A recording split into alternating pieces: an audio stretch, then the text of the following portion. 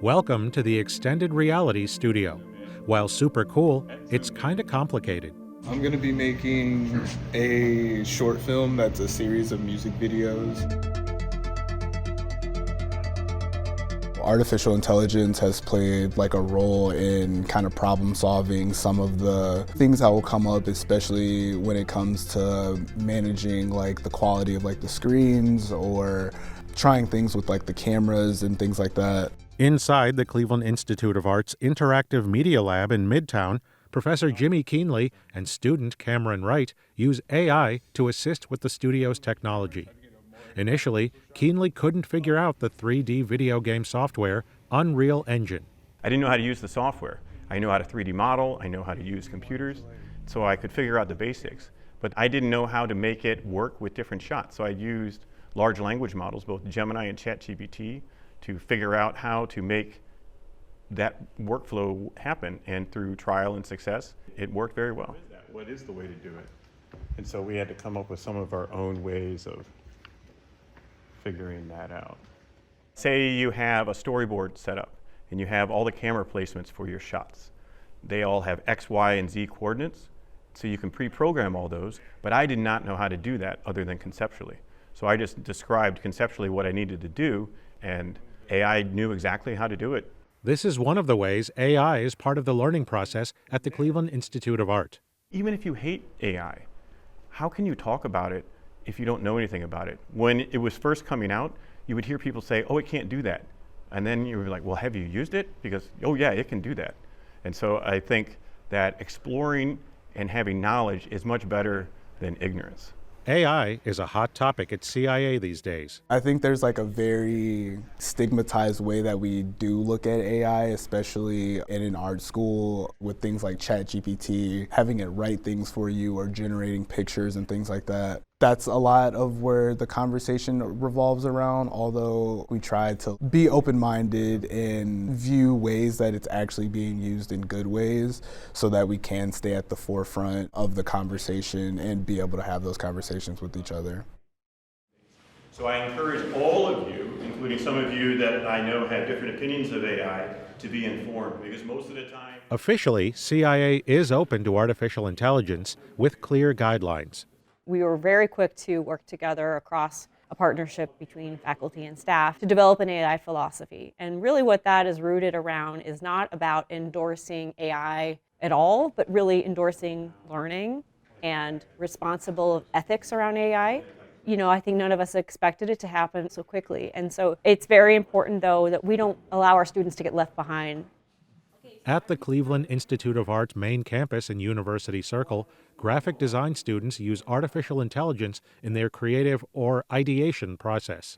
For instance, junior Haley Fuller uses AI for a graphic design assignment to create a storybook. So I was using AI to talk about it, like here's my idea, here's my concept. This is what I'm considering for a visual language. How does this translate? Does this give the tone? And just asking those questions gives you bare bones, but it gives you enough where, as like a designer, you can take those bare bone materials and forming it into visuals. AI can be a tool for students to spark their creativity. I think CIA is doing a good job at letting all faculty, staff, and students explore and navigate their own thinking around what AI is and how it should be used and how it shouldn't be used. I think there's a lot of confusion and a lot of questions, and I think it's really important and necessary to talk through those questions and not jump to use or jump to any sort of embrace or disqualification right away. Upstairs from the design studios, some students have different opinions of AI and art.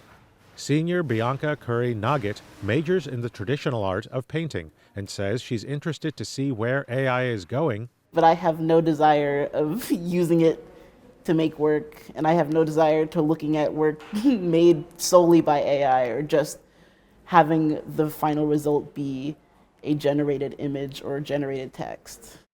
I think when it comes to being a painter, there's also, we care about the human hand a lot, because we're using our hands to make things. So I think that's where the distaste for AI comes in. Fellow senior Samantha Vaca is in the Institute's drawing program and says she's not a fan.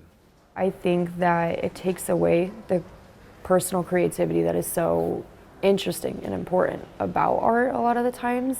The things that artists' brains can do is one of the most impressive things, at least that I find, when I'm looking at a drawing or a painting or an animation of any kind, and I think that AI kind of takes away the personality of it. Students worry about their future after graduation. The potential to lose job opportunities, because a lot of different companies right now are using AI very heavily, and they're replacing, actual graphic designers with just an AI bot. That way you're crushing the entire thing. So I think that some of the jobs will not be replaced by AI itself, but rather people who know how to use the AI tools themselves.